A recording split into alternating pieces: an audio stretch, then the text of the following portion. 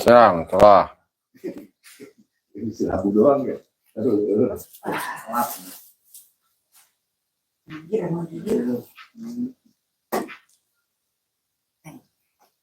Kaji makan lagi ya di malu ini. Sadmul, abi gak pernah.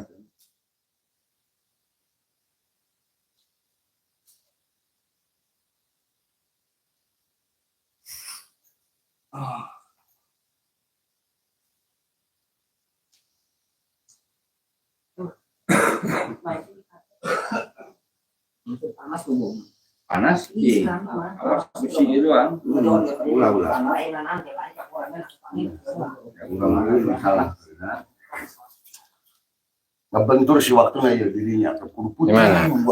Nungguan itu beres ya. Alah. Orang mah jalan baik. Jalan baik itu mah. Jadi nggak waktu ya. Assalamualaikum. Peproni, PJP, PCK, Habib Bambang Nuryanto. Terus kayak itu lah cenanan. Nariak.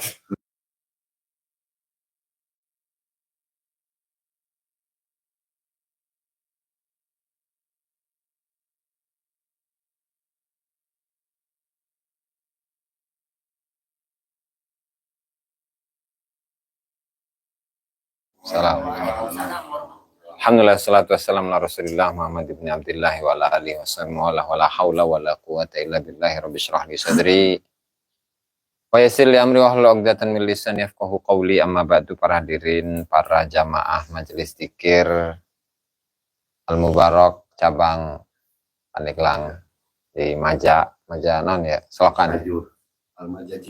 Al-Maja Timur ya. Di kediaman Bapak Abuya Tubagus Erif Rifjan. Alhamdulillah pada kesempatan kali ini kita bisa bersama-sama bersilaturahmi, bertatap muka, bermuajahah dalam kesempatan yang berbahagia ini. Dan untuk kegiatan pertama itu adalah mengaji kitab Al-Anwarul Qudsiyah fi Ma'rifati Qawaidis Sufiyah karya Syekh Abdullah Basyarani rahimahullahu ta'ala. Dan sebelum kita mulai, mari kita hadiahkan Al-Fatihah kepada mu'alliful kitab, semua ulama, semua guru kita, semua orang tua kita, ala diniyah. Al-Fatihah. A'udzubillahi minasyaitonir rajim. Bismillahirrahmanirrahim. Alhamdulillahirabbil alamin.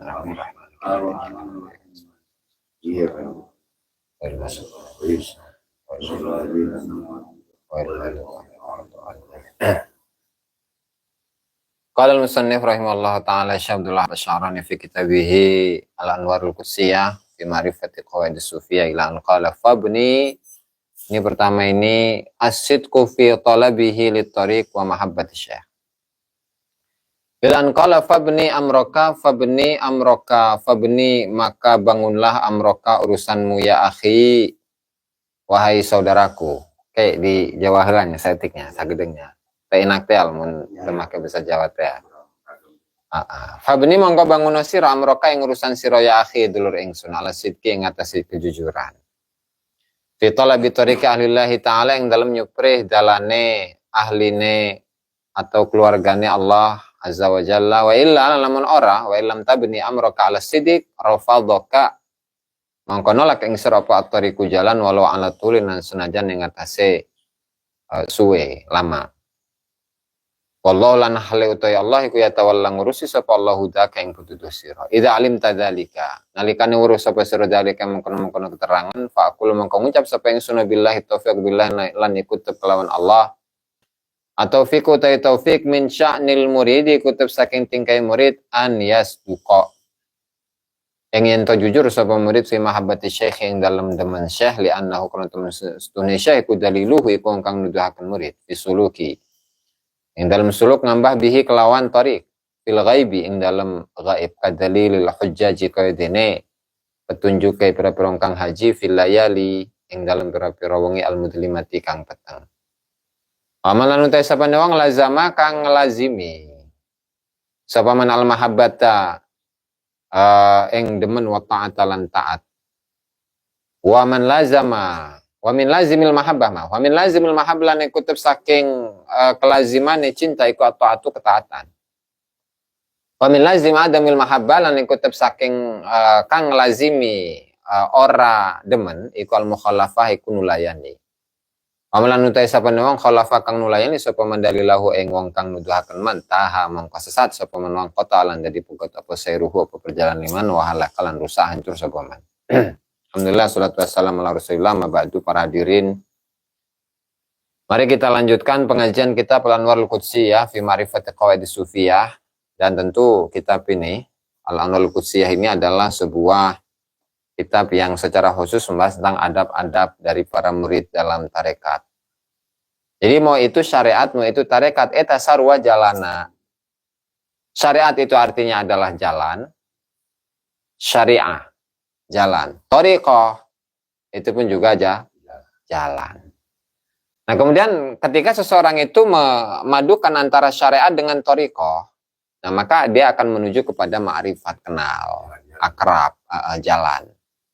Cuman kalau syariat itu yang kaitannya dengan ilmu zahir, ada hukum di situ, hukum wajib, hukum sunnah, mubah, haram, makruh, sah dan tidak sah.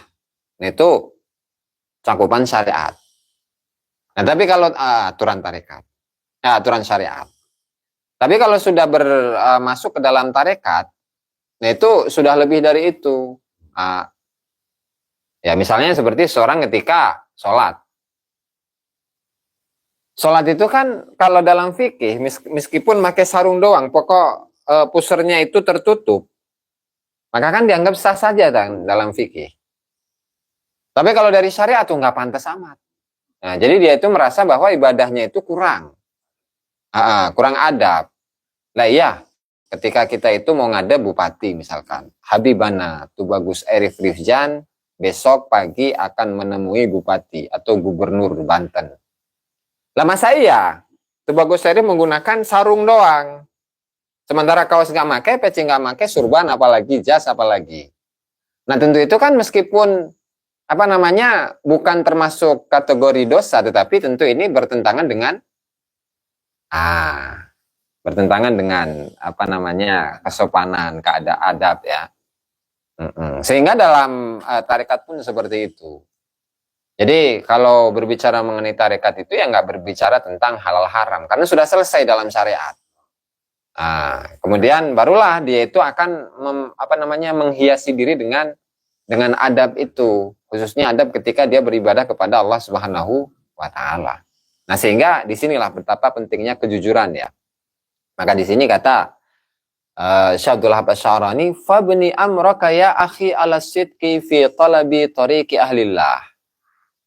Maka bangunlah urusan wahai saudaraku ala sidqi, atas kejujuran, fi talabi tariqi ahlillah, dalam mencari jalannya para keluarganya Allah, ahlinya Allah. Keluarganya Allah begitu artinya orang-orang yang dekat dengan Allah Subhanahu wa Ta'ala. Nah sehingga di sini akan tereliminasi dengan sendirinya ketika seseorang itu masuk dalam tarekat, tetapi agar tujuannya itu usahanya lancar, atau ketika seseorang itu masuk dalam tarekat tetapi tujuannya itu adalah agar boga pamajikan opat hayang nyandu, agar orang Jawa supaya kembali macam kita Jawa. Oh gitunya.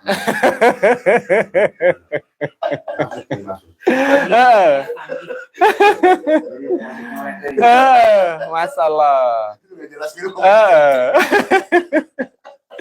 Atau ketika dia itu masuk dalam tarekat, tujuannya itu apa? Agar dia ini dikenal sebagai orang yang sufi, sebagai orang yang hebat, sebagai seorang wali. Nah itu kan dari awalnya tujuannya memang nggak jelas. Artinya tidak ada kejujuran di situ bahwa yang dia cari itu adalah Allah Subhanahu wa Ta'ala. Ilahi anta maksudi. Makanya kan kalau dalam doa itu, Ilahi anta maksudi, ilahi, wahai Tuhanku, anta maksudi, anta engkau. Maksudi adalah yang kutuju, yang kumaksud. Waridhoka, dan keriduanmu itu matlubi adalah yang aku cari. Terus atini mahabbataka, maka berikanlah kepadaku ya Allah mahabbataka, kecintaanmu, waridhaka dan keridhoanmu, wa ma'rifataka dan kemakrifatan kepadamu. Terus kerkepoh eta. Ikfini bihalalika. Ikfini wakfini bihalalika dan cukupkanlah kepadaku bihalalika dengan halalmu.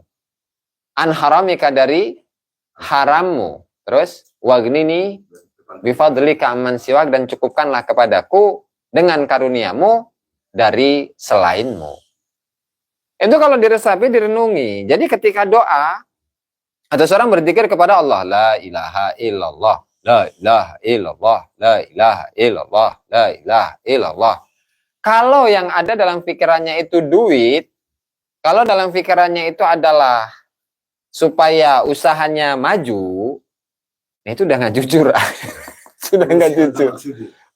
Bertentangan dengan ilahi anta maksudi. Ini malisannya ngomong ilahi anta maksudi, sementara ketika zikir duit. Atau itu namanya zikir duit. Apalagi kalau nasab. Nah, itu berarti memberhalakan duit, memberhalakan nasab.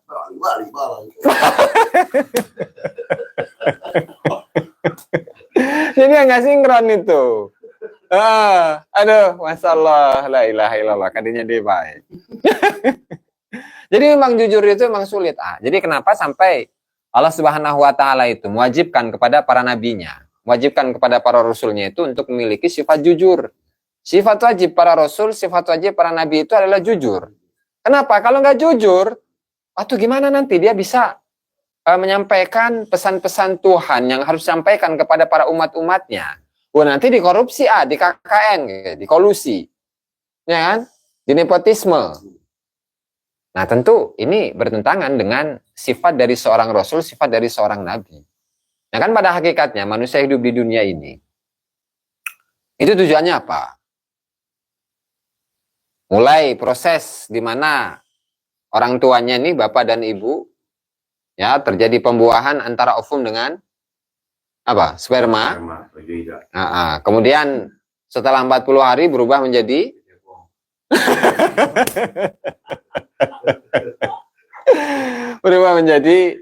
segumpal darah. 40 hari kemudian segumpal daging.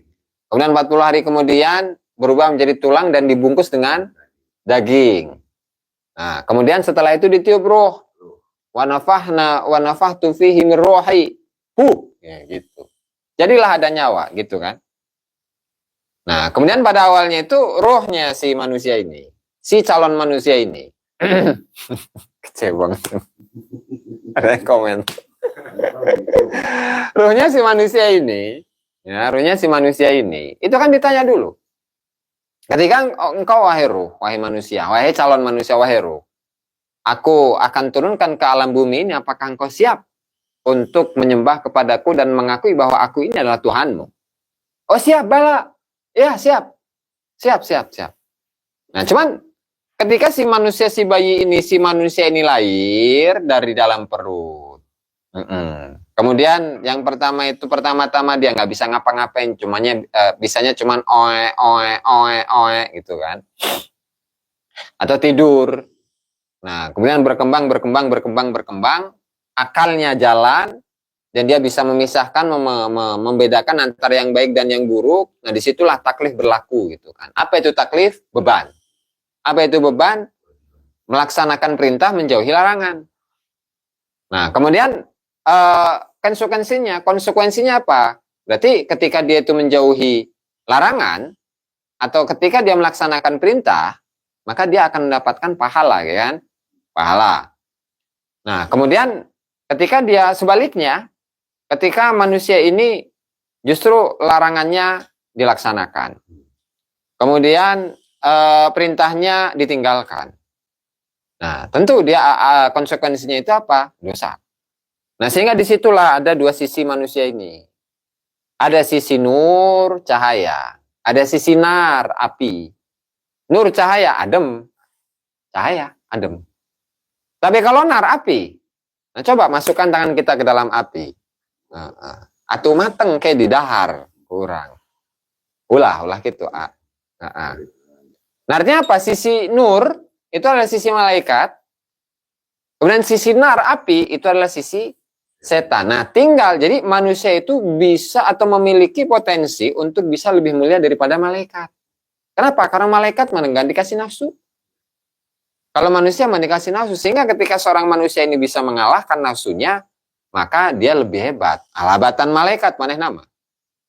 Tapi sebaliknya ketika seorang manusia ini, sisi buruknya itu, sisi apinya itu lebih besar daripada sisi nurnya, cahayanya. Maka dia lebih setan daripada setan. Setan. Lebih iblis daripada iblis. Makanya setan itu ada dua, ada setan yang jin, ada setan yang manusia. Artinya ya manusia itu dikuasai oleh setan gitu kan. Jadi bawaannya itu kemana-mana pengen dawir, dawir lah, menjual-jual lah nama nabi gitu. Kesetanan ya tangarana. Itu ya.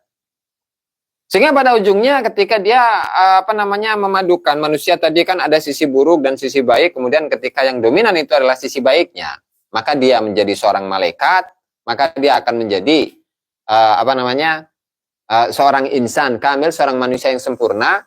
Nah, sehingga disitulah ketika sisi baiknya itu lebih dominan daripada sisi buruknya, maka dia akan kenal dengan Allah Subhanahu wa Ta'ala.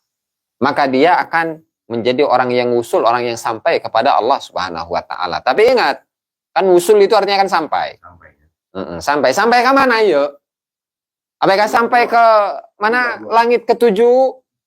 Apakah sampai ke Sidratul Muntaha kemudian bertemu dengan Allah Subhanahu wa Ta'ala? Nggak gitu ukurannya.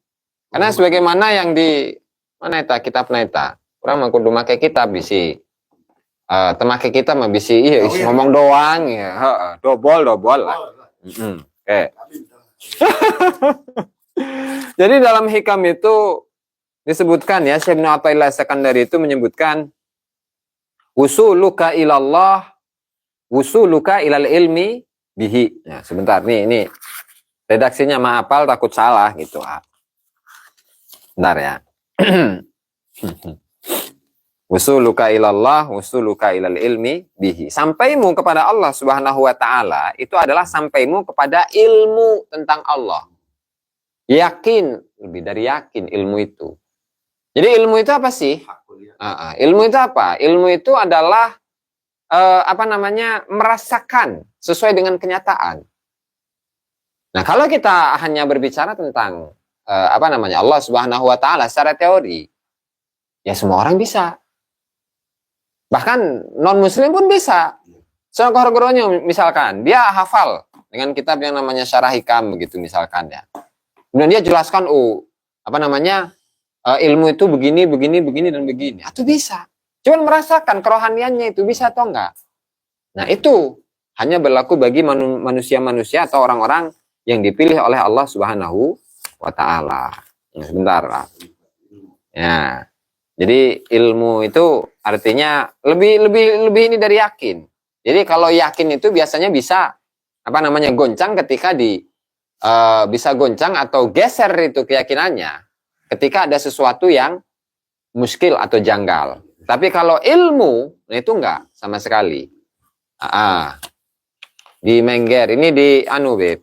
Ratu bagus. Ini di Maja sebelum Mengger, Beb. Ada Al-Famidi masuk ke bawah itu, Beb. Saruni. Nah, ini. Usuluka ilallah, usuluka ilal ilmi bihi. Nah, di mana ini hikmah yang ke berapa ini? 213. Jadi Syekh Ibnu Athaillah Sakandari menyatakan sampaimu kepada Allah Subhanahu wa Ta'ala. Itu adalah sampaimu kepada ilmu tentang Allah. Wa illa, karena kalau nggak dimaknai seperti itu, makna usul itu adalah ilmu tentang Allah. Fajalla rabbuna an yattasila bihi syai'un aw yattasila huwa bi syai'in, maka maha suci Allah untuk ada sesuatu yang bersambung dengan Allah. Emang manusia bisa nyambung kepada Allah. Jadi wasola itu selain sampai itu bisa nyambung juga. Atau ada sesuatu yang nyampe kepada Allah, kan nggak mungkin.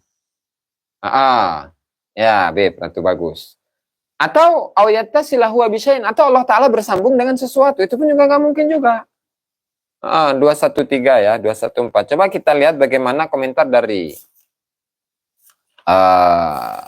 Syekh Ibnu Ajibah Al-Maghribi di dalam kitabnya Iqadul himam ya. 213. 213. Kurbuka. 215. Mana ya, A? Bengit, A. Nah. Qad dzakara ahlul fan fi hadzal maqam istilahat wa alfadhan tadawalu bainahum taqriban li fahmil ma'ani. As-sayr wal rahil wa dzikrul manazil wal manahil wal maqamat. Okay? Al-wusul wa tamkin was sukun wa tuma'nina. Wa ma'na al-wusul indahum tahqiqul ilmi biwujudihi wahdahu. Menyatakan ilmu. Ilmu itu apa ya, kalau diterjemahkan itu kurang pas kalau diartikan sebagai yakin itu. Ilmu, Benggas. Ilmu. Nah, ini dengan istilah yang berbeda ya. Pengetahuan. Tidak hanya sekedar pengetahuan, A. Jadi kalau definisi dari ilmu itu apa namanya? Mengetahui sesuatu sesuai dengan faktanya. Berarti kalau mengetahui tentang Allah sesuai dengan faktanya kan harus musyahadah, ada penyaksian di situ. Tapi kalau nggak ada penyaksian berarti nggak bisa di situ ya. Oke? Wa ma'nal usul indahum tahqiqul ilmi biwujudihi wahdahu. Menyatakan ilmu, memastikan ilmu akan wujudnya Allah Subhanahu wa taala yang esa. Berat. Karena nggak semua orang itu bisa mencapai ini. Kenapa berat? Ya iya, kalau kita hanya sekedar teori, Allah itu satu. Kita ini tidak boleh memusyrikan Allah Subhanahu wa taala, menyekutukan Allah Subhanahu wa taala. Gampang ngomong, maaf. Coba kita tanya kepada diri kita sendiri. Coba sholat hajat. Sholli sunatal hajati raka'ataini lillahi ta'ala, Allahu akbar. Ketika sholat, itu kita sholat sambil membayangkan kebutuhan kita, atau ketika sholat ya udah. Kita ini sedang apa namanya, berasik masuk dengan Allah Ta'ala. Boro-boro orang maaf. Ya, bullshit. Kalau kita ini mengesahkan Allah Subhanahu wa taala secara benar-benar. Ya, itu tidak hanya sekedar teori. Kalau ini kan yang tertulis di sini kan teori. Tapi kan prakteknya, nah tidak semua orang itu bisa mencapainya. Ya, tapi kembali lagi ya. Kalau syariat itu kan aturan yang tertulis. Jadi Al-Qur'annya gitu, hukumnya gitu ya gitu. Nah, tapi terlepas dari apakah misalkan ibadah kita itu diterima atau enggak, itu kan urusan Allah. Tapi setidaknya kita itu melaksanakan tarekat dengan apa? Menghiasi ibadah kita itu dengan adab. Jadi lebih menghargai ibadah-ibadah atau lebih meningkatkan kualitas ibadah kita ketika beribadah kepada Allah Subhanahu wa taala. Jadi nggak gampang. Nah, prosesnya saja seperti ini. Artinya dimulai dari zikir. Ya, mulai dari zikir sedikit demi sedikit, minimal 165, maksimal nggak ada hitungannya, sampai si lisan ini sudah capek. Akhirnya zikirnya itu zikir apa? Zikir kalbu, hati. Zikir kalbu. Setelah kalbu terus berzikir yang kita gerakkan ya melalui keinginan kita. Maka berpindahlah zikir itu karena hatinya sudah capek begitu. Maka kepada sir. Non zikir sir eta. Nafas.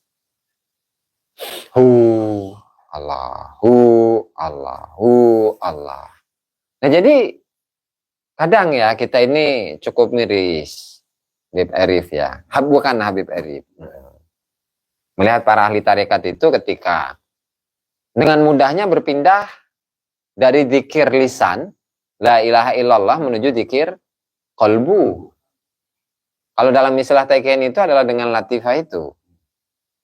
Kayak gampang aja gitu kan.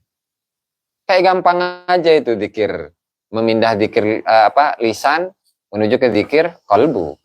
Zikir jahar menuju ke zikir qalbu. Padahal apa? Ini lisannya ini belum terbiasa untuk berzikir kepada Allah Subhanahu wa taala. Ini gua gayaun. mentang-mentang keren latifah, keren muraqabah, sehingga zikir yang jahar itu zikir yang keras, zikir lisan itu belum biasa ininya, belum capek lah, lisannya itu belum capek. Dasar torikoh wajib sidik amanah tablik fatonah, bukan dengan tujuan jadi wali, tapi agar mendapat ridhonya. Siap Ki, terima kasih masukannya Ki Joko. Nah jadi, ini yang perlu diluruskan bagi ikhwan-ikhwan kita, para pengamal-pengamal tarekat. Nah apalagi berzikir dengan niat menjadi walinya Allah Ta'ala. Ini boro-boro kita menjadi walinya Allah Subhanahu Wa Ta'ala. Jadi orang yang benar aja, jadi orang yang soleh saja, itu rada susah. Rada susah, bukan rada susah, memang susah. Apalagi jadi wali gitu, yang jauhun. Itu. Jadi definisi wali, kita rada sederhanakan lah. Innama yakhshallaha min ibadihil ulama. Kemudian kalau dalam ayat aulia itu ya. Ala inna auliya Allah la khaufun alaihim wa lahum yahzanun. Tidak ada rasa takut, tidak ada rasa cemas, tidak ada rasa sedih. Wali. Nah terus wali kalau buat diri sendiri atau jeung naon, Jadi misalkan ada nih tuh Bagus Arif. Nah dia ini seorang wali. Kemudian pekerjaannya itu apa? Pekerjaannya itu di kamar menzikir terus mang tahun-tahun sampai 60 tahun. Fungsinya buat umat naon? Tidak ada nilainya. Nggak ada nilainya. Dan ini sering kali kita temukan di dalam kitab-kitabnya Habib itu. Habib dia baik kan, tenan naon guys.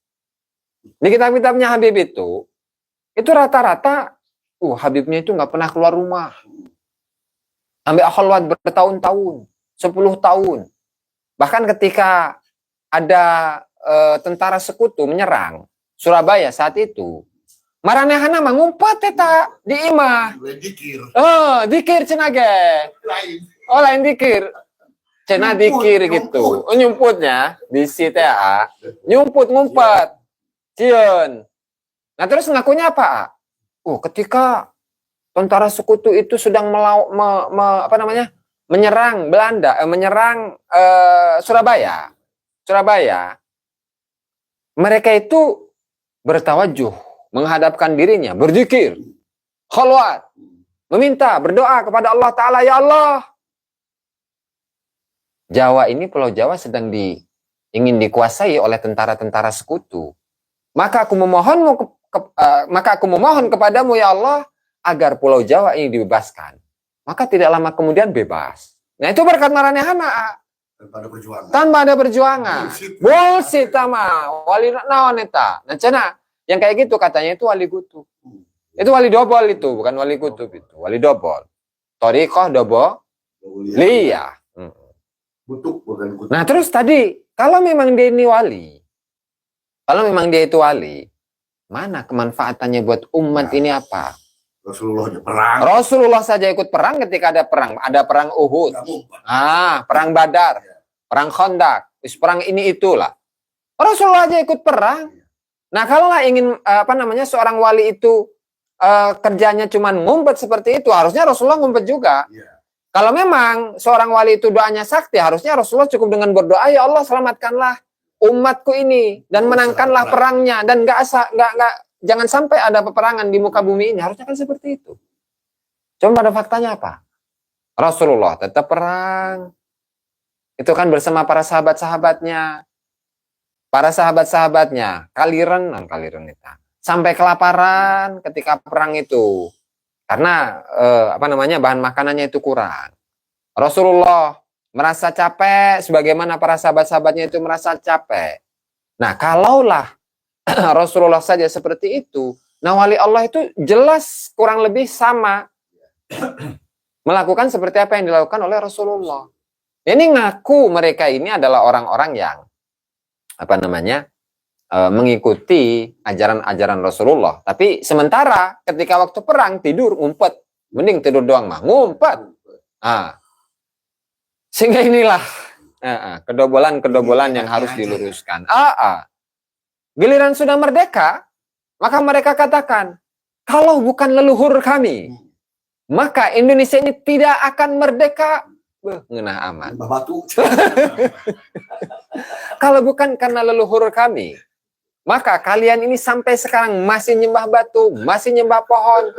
La ilaha illallah Muhammad Rasulullah. Ngopi di pet.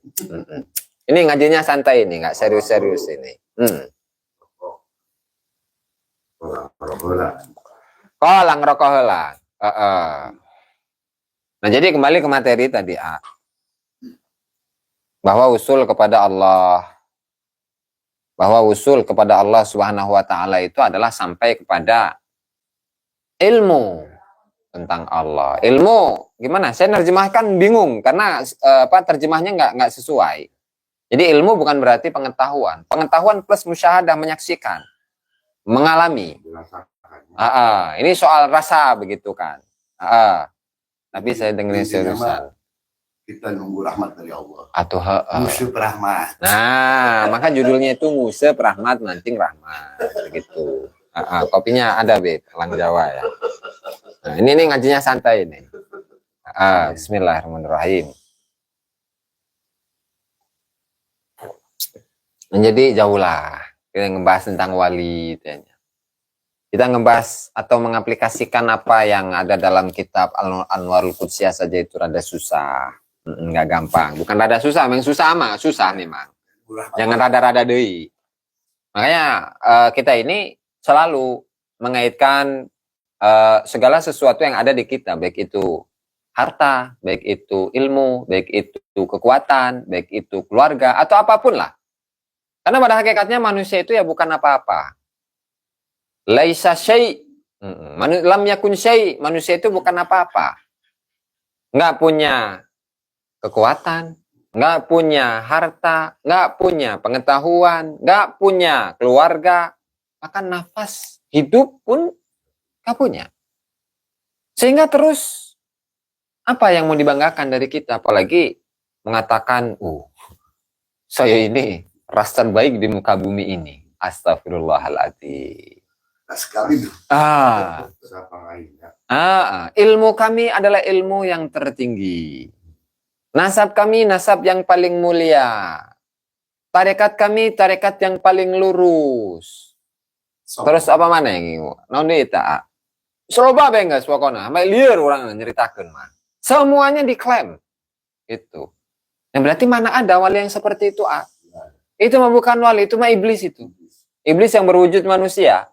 Ya berarti tadi seperti yang disampaikan itu ketika seorang manusia sisi sisi apinya itu lebih dominan dalam dirinya, dia lebih iblis daripada iblis. Nah, berarti orang-orang seperti itu bisa disimpulkan sendiri apa dong? Anon eta. Iblis daripada iblis. La ilaha illallah Muhammad Rasulullah astagfirullah ya. Karena kalau nggak jujur nih ya dalam ini tarekat ini. Balik lagi pada tema. Karena kalau nggak jujur, wa illa kalau nggak jujur, Bapak Z. Kalau nggak jujur seseorang dalam masuk tarekat itu tujuannya apa? Untuk mencari ridha Allah, untuk mencari cintanya Allah dan seterusnya. Kalau nggak jujur dia masuk dalam tarekat, rafadokat tariq, maka dia akan tereliminasi sendiri dari tarekat itu. Walau alatul meskipun dalam waktu yang lama. Contoh, ada seseorang yang dia ini pura-pura jujur dalam tarekat, pura-pura tapi. Jadi zikirnya itu terus-menerus, puasanya terus-menerus, sampai dia itu kholwat. Kemudian nggak pernah berinteraksi dengan manusia. Jadi presiden.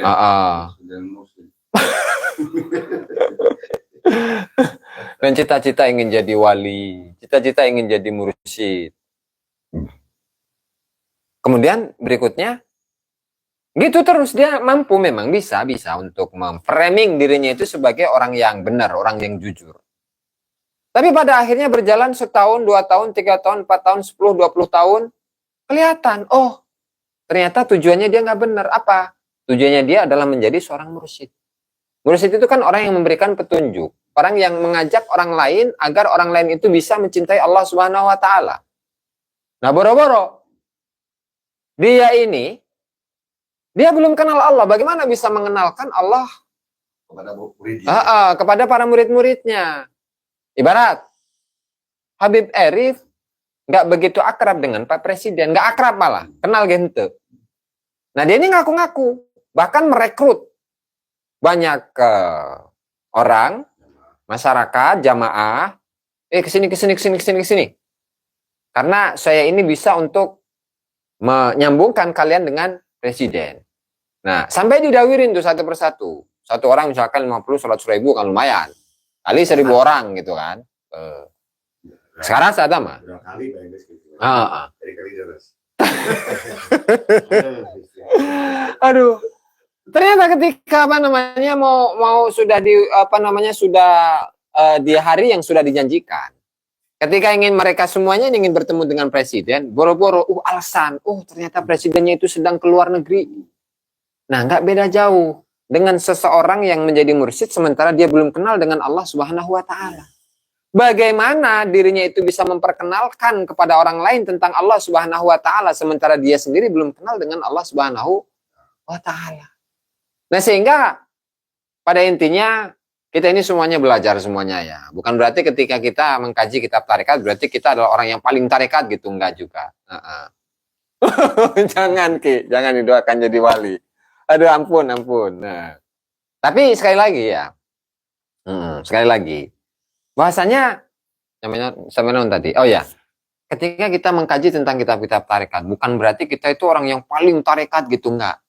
Tapi karena kita ini belajar bersama, karena para ulama-ulama kita itu telah menuliskan kitab-kitab di masa lalu tentang panduan-panduan tarekat, adab-adab tarekat, bagaimana menjalani tarekat, bagaimana memasukkan nilai-nilai tasawuf ke dalam kehidupan kita, yang pada intinya kesemuanya itu bermuara kepada satu, yaitu hati.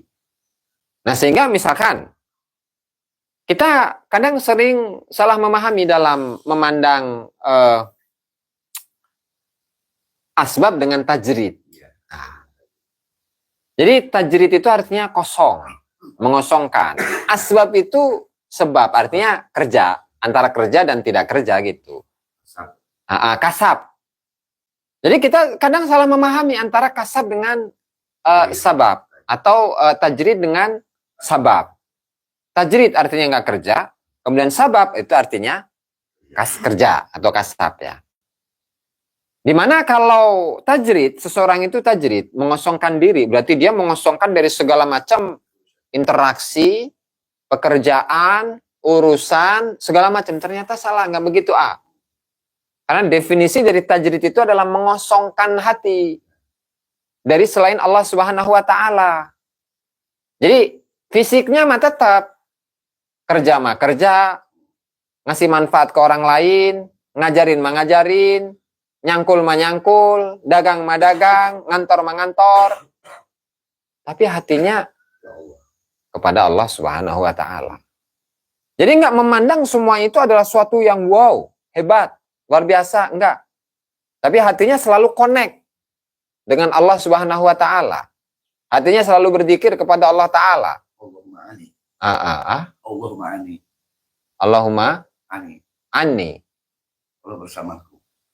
Allah ma'i meureun. Allah ma'i. Allah ma'i. Jadi jasadnya itu bersama makhluk. Jasadnya bersama makhluk, tapi fisik rohnya itu bersama dengan Allah. Jadi kan gini, emang Allah itu di mana sih? Kok seolah-olah Allah itu jauh begitu kan? Allah itu kayak jauh begitu. Nah, di sini juga dibahas sebenarnya itu di hikam ya. Jadi panduan yang enak itu hikam itu. Coba. Jadi Allah itu sebenarnya maha dekat dari yang segala sesuatu yang dekat. Allah itu ada di mana? Allah itu ada di mana? Kaifa yutasawwaru an yahjubahu syai'un. Allah itu enggak tertutup oleh apapun. Kaifa yutasawwaru an yahjubahu syai'un wa huwa alladhi azhara kulla syai'. Bagaimana digambarkan bahwa Allah itu terhalang oleh sesuatu sementara Allah taala yang menampakkan segala sesuatu. Kaifa yutasawwaru an yahjubahu syai'un wa huwa alladhi zahara bi kulli syai'. Bagaimana bisa dibayangkan bahwa Allah itu tertutup dengan sesuatu, sementara Allah itu nampak tajallinya di segala sesuatu. Wa kaifa yutasawwaru an yahjubahu syai'un wa huwa alladhi dhahara fi kulli syai'. Bagaimana bisa digambarkan bahwa Allah Subhanahu wa taala itu dihalangi oleh sesuatu, sementara Allah itu zahir, nampak, nyata. Zahir lebih pas diartikan sebagai nyata dalam segala sesuatu. Wa kaifa yutasawwaru an yahjubahu syai'un wa huwa alladhi zahara likulli syai'. Kemudian kaifa yutasawwaru an yahjubahu syai'un wa huwa zahir fi kulli syai'. Bagaimana bisa digambarkan bahwa Allah Subhanahu wa taala itu terhalang oleh sesuatu, sementara Allah itu yang nyata sebelum keberadaan dari segala sesuatu. Dan wa kaifa dan seterusnya ya. Jadi Allah kan nyata. Nah, cuman hijabnya itu bukan di Allah, bukan. Hijabnya itu ada di kita. Tadi unsur kita itu tadi. Ada unsur nur, ada unsur nar, ada unsur cahaya, ada unsur api. Nah, api inilah yang bisa menghalangi kita dengan Allah Subhanahu wa taala. Jadi yang terhalang itu adalah kita. Sehingga ketika kita melihat sebenarnya alam semesta ini merupakan penampakan dari sifat-sifatnya Allah Subhanahu wa taala, tapi kan kita nggak mampu. Contoh, ya kunaonnya,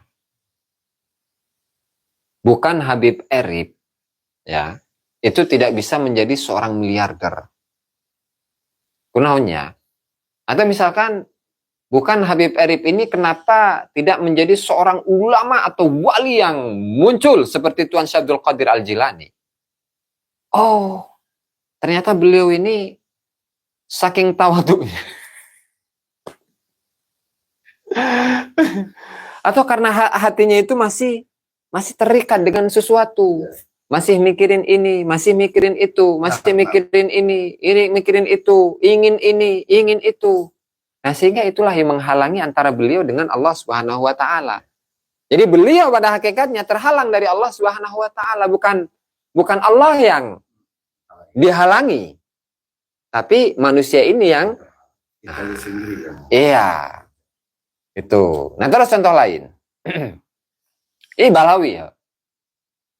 Bagaimana Ibrahim ya? Bagaimana dalam polemik nasab ini? 4 tahun loh, 4 tahun ini nggak berhenti-berhenti. Bahkan sampai dalam pengajian tasawuf sekalipun itu tetap aja ada selipan Habib. Selipan mengenai pembahasan Balawi. 4 tahun loh. Padahal dulu ketika ada masalah di Habib ini, seminggu 2 minggu beres. Yang ngaku Habib atau Habibnya diserang, dilawan, seminggu 2 minggu beres. Nah, ini sampai 4 tahun. Nah, berarti sebenarnya apa ini, Beb, Papa Z? Dengan Balawi ini, apa rahasia Allah Subhanahu wa taala di balik fenomena-fenomena, ayat-ayat, keagungan-keagungan Allah yang ditampakkan kepada seluruh manusia ini? Oh, ternyata selama ini mereka itu adalah orang-orang yang sombong. Sehingga kesombongan mereka itu dilawan oleh Allah Subhanahu wa taala. Sehingga kalau dulu ketika ada permasalahan sedikit pun tentang mereka atau dengan mereka, seminggu 2 minggu selesai, tapi karena ini yang turun tangan adalah kudrat iradatnya Allah Subhanahu wa taala, maka sampai 4 tahun sampai sekarang itu nggak berhenti-berhenti. Nah, itu kan kita melihat bagaimana ayat-ayat kauniyah, tanda-tanda kebesaran yang ada di alam semesta ini menunjukkan akan kehebatan dari Allah Subhanahu wa taala. Nah, sehingga pada intinya adalah kita dalam berthariqah, dalam bertasawuf, ya kita benahi hati dengan banyak zikir kepada Allah Subhanahu wa taala. Tapi ya nggak cuma zikir doang. Karena apa? Karena perlu ngaji. Karena kalau zikir doang sementara orangnya geblek, nggak tahu tentang ilmu zikir itu sendiri, tentang tata cara bagaimana menjadi seorang murid yang benar, apalagi syariatnya masih acak-acakan, atau gimana dia bisa usul kepada Allah Subhanahu wa taala? Segala sesuatu itu kan perlu perjuangan. Jangankan apa namanya untuk usul kepada Allah Subhanahu wa taala. Untuk pinter ngaji aja itu perlu perjuangan.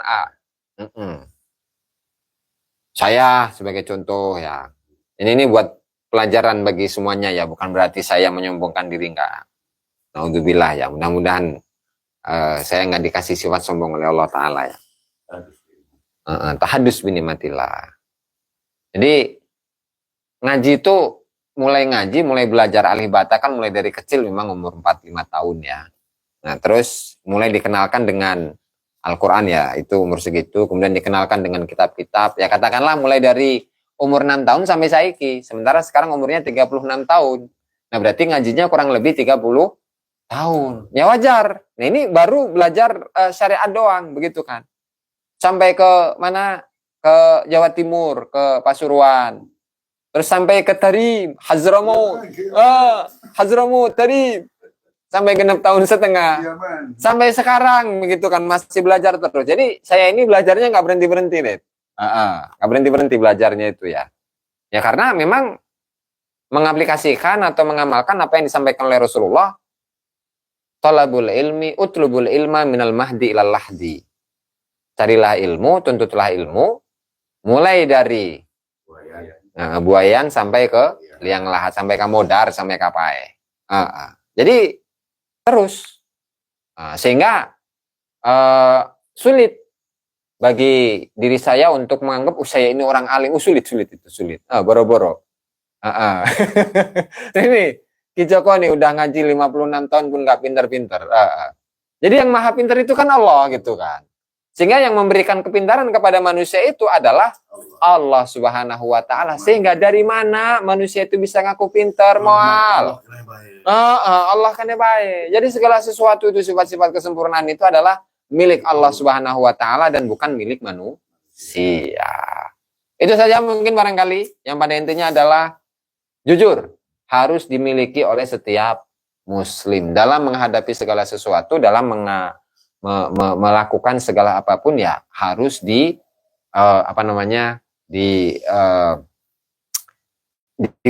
itu sifat kejujuran. Apalagi jujur dalam nasab, nah itu zahir itu.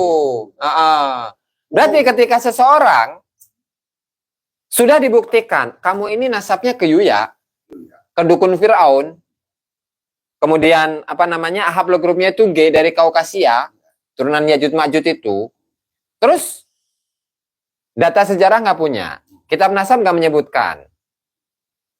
Kekeh gitu baik. Masih ngaku, oh ana cucu Nabi, dalam darah ana terdapat darah suci Rasulullah. Alabatan iblis nama. Lebih iblis daripada iblis kalau orang seperti itu. Iblis mah lebih iblis maneh naita. Gitu. Intinya itu, Kenapa? Karena tidak ada kejujuran dalam dirinya begitu ya. BCK ya. Ya mungkin ada unek-unek yang di sini atau ada pertanyaan. Mangga, Bib. Bukan Habib Arif. Mangga. Mangga, Dek.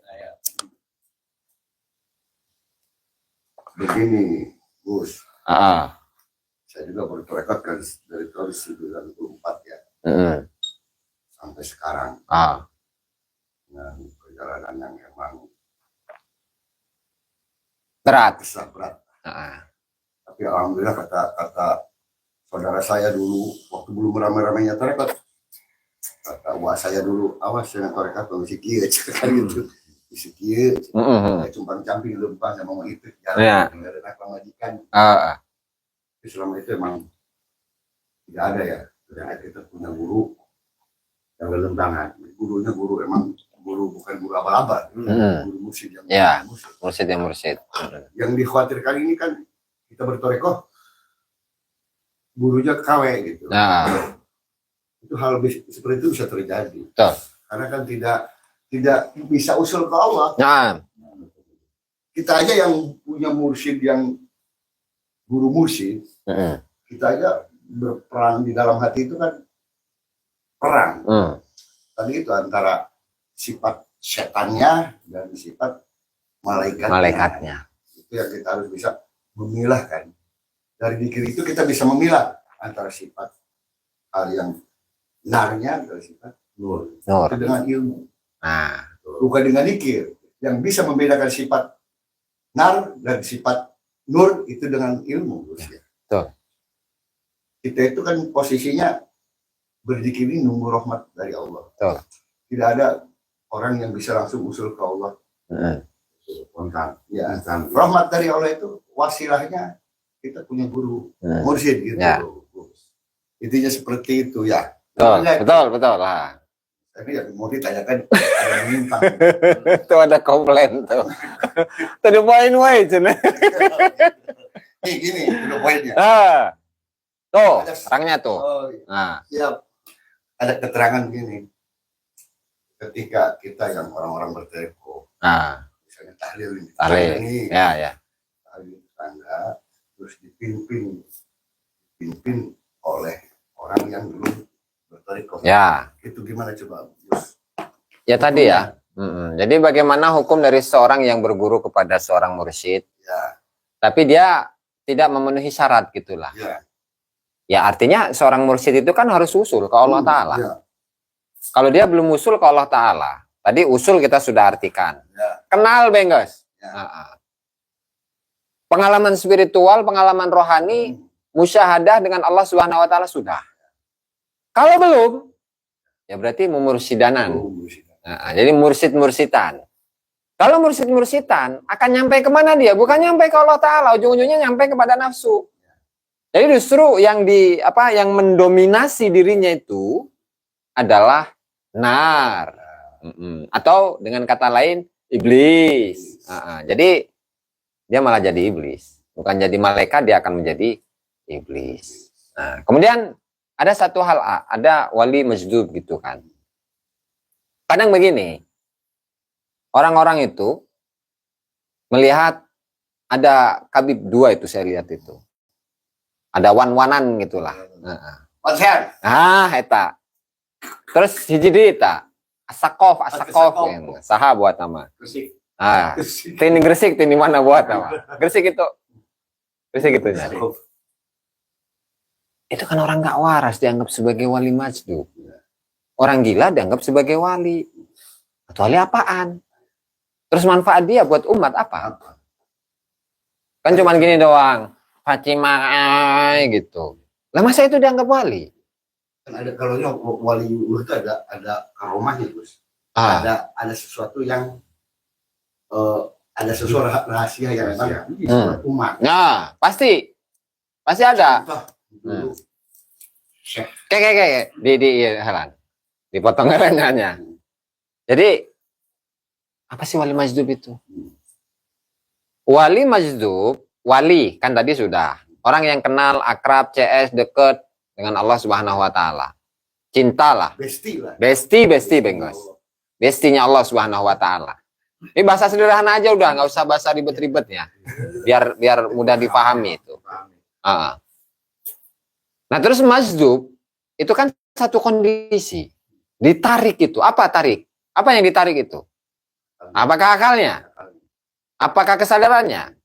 Apakah sampai jadi orang gila gitu? Itu. Yang ditarik itu adalah kesadarannya yang kaitannya dengan keduniawian. Sehingga yang dia bicarakan itu adalah tentang Allah terus. Gitu. Jadi, saking cintanya kepada Allah. Jadi dia melihat alam semesta ini adalah semuanya adalah tajallinya Allah Subhanahu Wa Ta'ala. Adalah penampakan. Mazahir. Apa bahasa mazahir itu? Ya penampakan gitu.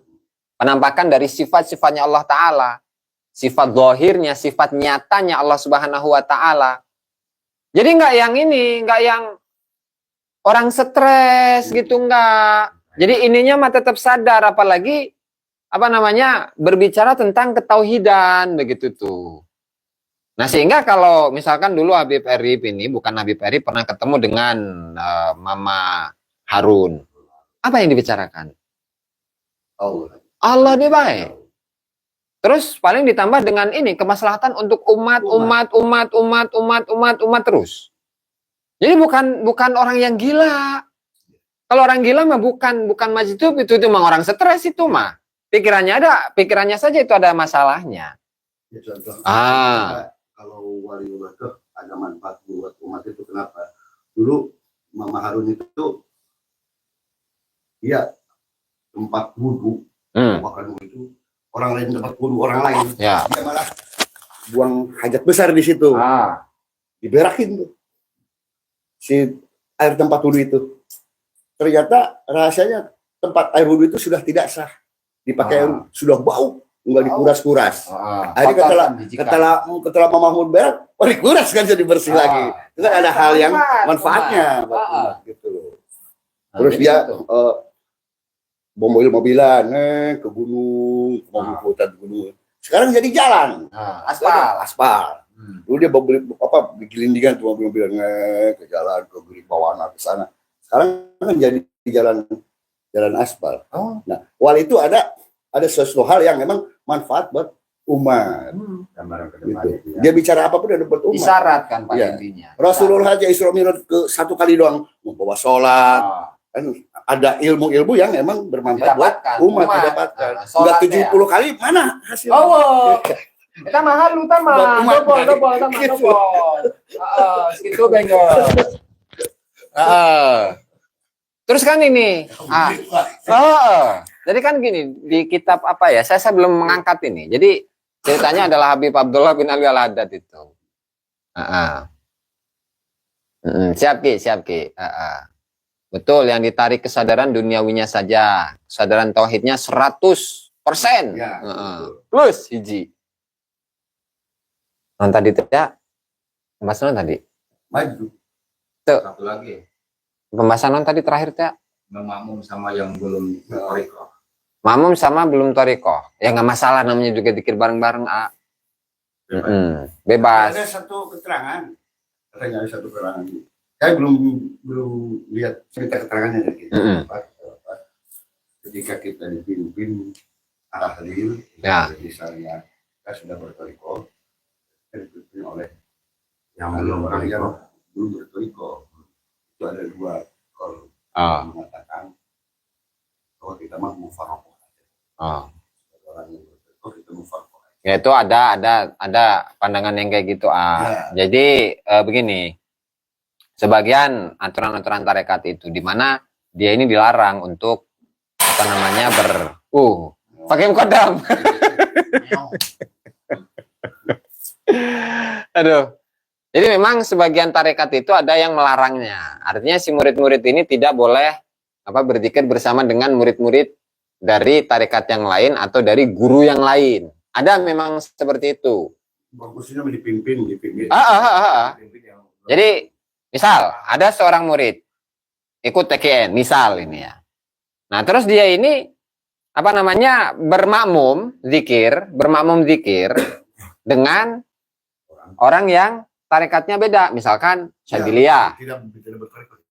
Oh, tidak bertarekat. Tidak ada ijazah torikoh. Oke, belum diijazahi ya. Oke. Jadi kalau dalam keterangan ini nanti ada itu di Anwarul Qusiyah itu sekiranya memang dia berzikir dengan orang lain dan merasa nyaman di situ, silahkan. Rasanya pas, silahkan. Tapi kalau sekiranya enggak, ya mufarokoh gitu, simpel.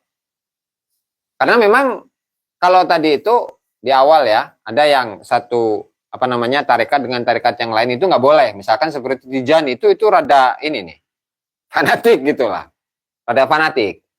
Jadi berziarah saja itu harus tokoh-tokoh Tijani, ziarah kubur. Begitu juga dengan zikir barengan gitu ya, zikir jamaah itu harus sama-sama Tijani. Yaitu hak masing-masing. Kita juga nggak bisa melarang gitu kan. Tapi pandangannya itu memang ada yang seperti itu. Nah, tapi pada ininya yang positifnya aja sih. Artinya ketika memang ada undangan atau ada tahlilan gitu yang mentahlili orang yang meninggal. Lah masa kita harus fanatik-fanatikan kayak gitu, harus mufarokoh segala macam, kan nggak bagus juga. Artinya udah ikutin aja itu, udah.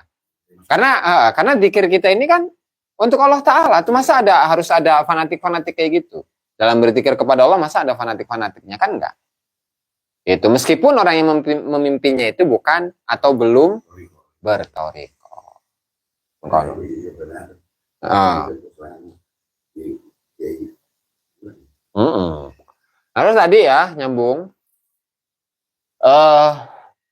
Jadi yang Mi'raj dari kalangan Habib itu tidak hanya Faqihil Muqaddam. Banyak ternyata. Ada Abdullah bin Abu Bakar Lidrus. Ada Abu Bakar Al-Adani bin Abdullah bin Abu Bakar Lidrus. Kemudian ada Ali bin Abu Bakar As-Sakran. Kemudian ada Ahmad Syahabuddin bin Abdurrahman bin Abu Bakar As-Sakran. Terus ada Syekh Abu Bakar bin Salim, Mi'raj. Terus ada Habib Abdullah bin Ali Al-Haddad, Mi'raj juga itu. Bahkan sampai ada ini, di belek itu ininya, dadanya. Semuanya kok Mi'raj. Oke. Yang bisa Isra Mi'raj dengan jasadnya itu kan hanya Rasulullah. Hanya Rasulullah. Tidak ada yang lain. Nggak ada yang lain. Yang lain cuma ruhnya aja. Betul. Kalau hanya Rasulullah yang bisa Mi'raj dengan jasad-jasadnya ke atas. Nah, itu keterangan kan ya? iya. Tidak ada orang yang lain kan? Enggak. Berarti mereka Bahkan dusta. ya, betul, dusta itu double. Jadi bahkan gini, ruh Mi'raj secara jasad itu pun masih ada ikhtilaf. Ada perbedaan pendapat. Ada yang mengatakan sekaligus jasadnya Rasulullah, ada yang mengatakan ruh saja. Dan kalau orang-orang yang sufi, yang benar-benar sufi itu, ya mereka pada Mi'raj, sehingga ada Imam Abdul Qasim Abdul Karim Ibnu Hawazin Al-Qushairi itu memiliki satu kitab yang namanya Mi'rajus Sufi. Mi'rajnya orang-orang sufi, tapi sufi yang beneran, bukan sufi-sufian. Apalagi wali-walian gitu, nggak ada. Itu mendobol, itu halusinasi itu mah. Ya. Setiap Mi'raj pasti ada hasil perintah dari Allah. Mereka apa hasilnya? Bingung juga kita, Ki. Nggak ada hasilnya, Ki. Nggak ada hasilnya itu. Kan pernah saya hitung, katakanlah Faqihil Muqaddam itu dalam satu malam, Mi'rajnya itu 70 kali. Ya. Oke, kita hitung nih pakai kalkulator ya. Bentar, kalkulator. Kita hitung nih. 70 ya. Per hari. Setahun itu berapa? 365 ya? 365. Setahun aja itu 25.550 kali. Itu 1 tahun. Dikali 10 tahun. Itu udah 255.500 kali. Terus yang didapat apa? Sampai di situ ada pernyataan bahwasannya yang tahu tentang jalan-jalan yang ada di langit itu adalah wedusnya, embeknya, kambingnya, itu tahu jalan-jalan yang ada di langit itu. Jadi kan kayak maps sekarang itu, maps kita mau kemana ini, ke Jakarta itu kan ada jalannya gitu ya, belok kanan, belok kiri. Nah, Google Maps ya kan. Nah itu kambingnya Faqihil Muqaddam saja tahu itu tentang di langit ini, mending di bumi ini, mending di langit. Astagfirullah, sampai segitunya. Coba, la ilaha illallah Muhammad Rasulullah, astagfirullah, la ilaha illallah. Ini ilmu apaan? Nah maka saya punya kesimpulan dari kitab-kitabnya Habib itu, bahwa kitab-kitabnya itu mirip seperti dukun dan lebih ngeri daripada dukun itu. Parah. Jadi kitab-kitab Habib itu dia bicara tentang hakikat ya. Iya. Tentang hakikat. Hakikat itu ajaib, yang ajaib. Tapi dia syariatnya tidak ada gitu loh. Iya. Gimana kalau hakikat tanpa syariat? Ya sesat. Jindik ya. Jindik. Bukan muslim itu, bukan orang yang beriman. Jindik. Makanya antara syariat dengan thariqah itu ya harus berbarengan, sejalan. Baru nyampe ke ma'rifat, baru nyampe ke hakikat gitu. Ini mah boro-boro, sholatnya aja sholat daim. Hajinya haji daim. Puasanya puasa daim.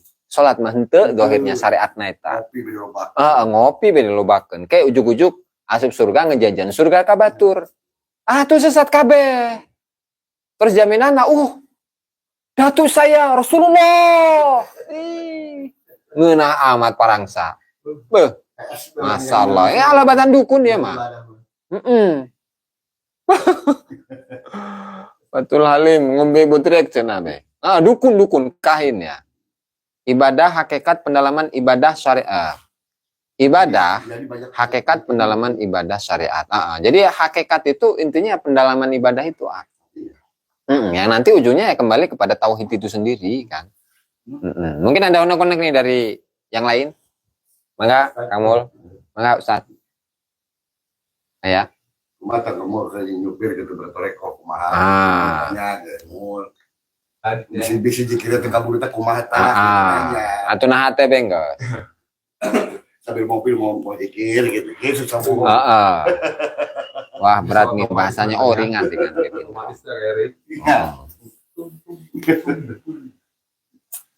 Unak-unak, Beb Rosalena. Nah ini ada kambingnya pagi Hilmu Gadam lagi komentar di sini. Subhanallah. Beb Gara, bagaimana mungkin seorang diangkat jadi wali? Karena bersamaan dengan itu dia berdusta tentang jalur nasabnya. Makanya kenapa itu saya sampaikan itu. Kalau memang dari kalangan habaib itu ada walinya. Pasti dari mereka itu pasti menyatakan. Iya, saya nyatakan di depan publik dengan rendah hati bahwa saya ini bukan keturunan Rasulullah Shallallahu Alaihi Wasallam. Jujur.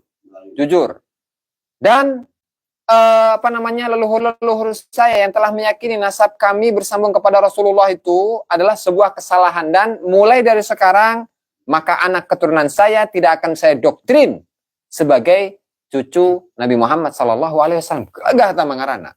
Wali kakarak. Kalau kayak gitu mah. Nah itu wali beneran.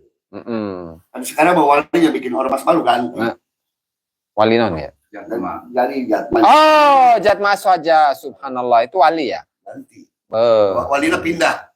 Aduh ngeri. Masalah. Jujur hancur cina. Jujur nggak payu, nggak bisa makan, nggak laku. Jujur nggak dapat bujur. La ilaha illallah. Itu berapa jumlah Balawi di dunia sekarang ya? Banyak. Nggak banyak aslinya. Paling ya 1 juta itu. 1 jutaan paling. 2% katanya Indonesia ya. Iya. 2% Nggak banyak Muhammad Wahid. Paling 2 juta itu sedunia itu. Bukan se-Indonesia. Bisa kan 260 juta. Sejuta mantan cina. Jadi ada satu pertanyaan ya. Bagus ini pertanyaannya. Pernah dengar kalau seseorang telah mencapai derajat ma'rifat, nggak perlu ibadah seperti sholat. Benar nggak? Salah. Ketika seorang itu ma'rifat, maka justru ibadahnya itu semakin gagah, semakin getol, semakin khusyuk. Karena tadi, ketika seseorang itu mencapai ma'rifat, mencapai hakikat, justru dia itu pendalaman tentang ibadahnya itu semakin dalam. Sehingga ketika sholat, ketika dia ibadah, ya dia sangat menjaga betul-betul. Justru ada kekhawatiran nih. Waduh, jangan-jangan gara-gara sholat saya ini, saya tidak lagi mencintai Allah atau dicintai oleh Allah Subhanahu wa taala. Ada kekhawatiran seperti itu. Terkecuali Gus, dia dilupakan. Ya tetap itu mas sadar. Karena begini. Jadi yang dialami oleh para wali itu kan, wali ngebahas wali, gak amat ya. Enggak lah, orang soleh bengkos, orang yang takwa benya. Biar bahas wali mah. Oke, kalau berbicara tentang Rasulullah itu kan ada satu hadis itu. Hubbiba ilayya min dunyakum at-tibu wan nisa'u wa ju'ilat qurratu aini fi shalah. Ada beberapa hal yang sangat aku senangi dari perkara-perkara dunia. Satu, wewangian, minyak wangi. Hiji. 2, perempuan. Makanya pemajikan loba eta Rasulullah. Perhiasan dunia. Kemudian yang ketiga, cuman yang paling gagah itu bukan itu. Tapi apa? Wa ju'ilat qurratu aini fis shalah. Dan yang dijadikan sebagai obat hatiku, yang paling menenangkan jiwaku, hatiku, adalah ketika dalam keadaan sholat. Jadi ketika seseorang itu sholat, kemudian dilupakan, itu bisa. Rasulullah itu paling nikmat itu ketika sholat. Jadi ketika sholat, beliau itu merasakan hal yang tidak dirasakan di luar sholat. Nah ini Rasulullah seperti itu. Nah apalagi para wali-wali Allah, sama saja. Atau lebih rendah dikit gitulah. Ketika Sunan Kalijaga dari perintah untuk tongkat, kan dia nggak sholat. Selama 3 tahun setengah ya. Ya. Itu kan dia tidak sholat. Itu dongeng. Dongeng. Karena itu isyarat juga, misalkan seperti Syekh Abdul Qadir Jailani yang ketika ditemui oleh Nabi Khidir alaihi salatu wassalam, Abdul Qadir, kamu itu diam di sini selama 3 tahun. Nah, entah cicing baik itu, cicing baik, sampai nunggu kedatangan Nabi Khidir atau enggak lah. Tetap di waktu sholat mas sholat, dikir ma dikir, ngaji ma ngaji, baca Quran membaca Quran, dan seterusnya. Kalau memang seperti itu, karena itu dari cerita film. Jadi kepastiannya itu atau subut ke apa namanya ori ceritanya itu, kebenarannya itu belum pasti. Betul. Jadi biasanya itu ya apa namanya isyarat saja itu. Isyarat kamu udah diem di sini, ibadah di sini, kemudian nyari makan ini segala macam ya di sini. Enggak yang megang ini terus enggak seperti itu ya. Nah, terus soalnya ada yang pernah bilang kalau Mbah Lutfi cenah itu pernah nerima tamu dari sebelum lohur sampai asar, jadi belum melewatkan sholat lohur, itu namanya tarikus sholat dosa. Dan nggak bisa itu ditawil, itu wali. Jadi misalkan begini, bukan Habib Erip itu kedatangan tamu siapa gitu misalkan ya, Habib Mulyaman misalkan, ada Yamannya segala ya kan. Dari sebelum duhur terus ngobrol ngopi terus sampai maghrib, dan dilihat ternyata bukan Habib Erip ini nggak sholat. Nah tapi ada yang memframing, wah ini Habib Erip, ternyata ketika saya lihat di kamar ternyata lagi sholat dia mah. Nggak ada seperti itu, nggak ada ceritanya. Jadi semakin seseorang itu kenal dengan Allah Subhanahu Wa Taala, istimsak atau tamasuk berpegang teguhnya kepada syariat itu makin kokoh. Karena antara syariat dengan hakikat itu pasti berjalan. Apalagi begini, kan ada wali gudub yang gini tuh, melotot ke kanan.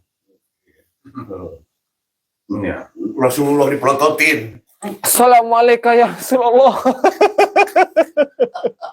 Assalamualaikum ya Rasulullah. Mereka mah, Komar ya. Ayo kita ya. La ilaha illallah. Ngebelah dua, nggak ada. Nggak ada cerita kayak gitu. Apa ada Rasulullah itu jadi dua? Apa ada sahabat jadi dua sehingga nggak sholat gitu? Sampai misalkan seperti Rasulullah itu ketika apa namanya sholat subuh itu telat ya, telat. Dan itu memang untuk tasri, untuk apa namanya memberikan hukum, memberikan contoh hukum. Jadi begini, kalau seseorang itu telat dalam sholat subuh, meskipun misalkan jam 6 atau setengah 7 itu waktunya sudah selesai, makanya diqadha. Gitu. Itu kalau Rasulullah. Tapi apakah Rasulullah itu pernah meninggalkan sholat? Itu Allah. Makanya siapapun yang mengaku sebagai walinya Allah Subhanahu Wa Taala, tapi dia nggak sholat, dobol, dukun. Intinya itu bukan wali. Nah, itu ya. Nggak saya pahami. La sholata naon ya. Sholat semuanya, nggak ada itu. Wali-wali yang kayak gitu nggak ada. Semakin dia kenal dengan Allah Taala, maka semakin kokoh dia megang syariatnya, gitu. Jadi cerita-cerita itu mah cerita-cerita. Siap Ki. Kuma. Cerita-cerita berarti cerita-cerita double. Ya? Oh iya. Gitu. Ya masih ada unek-unek, kalau enggak ditutup nih, sambung pikiran. Oh ya, cukup ya. Cukup mungkin. Terima kasih. Kebanyakan tidur makanya banyak mimpi. Oh ya, ada satu ini catatan A. Jadi seringkali kita dapati itu A dalam kitab-kitab yang disusun oleh para kabaib itu, mayoritas itu tentang mimpi. Jadi mimpi bertemu Nabi Ibrahim, mimpi bertemu Nabi Musa, mimpi bertemu dengan Sayyidina Ali, mimpi ketemu dengan Rasulullah Shallallahu Alaihi Wasallam. Jadi mimpi be terus. Jadi walinya wali mimpi nanti jadinya. Itu saja mungkin ya barangkali dapat saya sampaikan. Lo baik, wali sama. Oh, aduh, masya Allah. Wali ngacah karena. Allah, kita doakan seluruh umat Islam dimanapun berada. Allah maghfir umat Islam Muhammad, Allah asli umat Islam Muhammad, Allah marham umat Islam Muhammad, Allah mansur umat Islam Muhammad, Allah marzuq umat Islam Muhammad, Allah masalim umat Islam Muhammad, Allah farid an umat Islam Muhammad, Allah maj'alna min umat Islam Muhammad, wa sallallahu ala sayyidina Muhammad wa ala alihi wa sallam, alhamdulillahi rabbil alamin. Allahumma fiqh ila kami tariq. Assalamualaikum warahmatullahi wabarakatuh. Wah,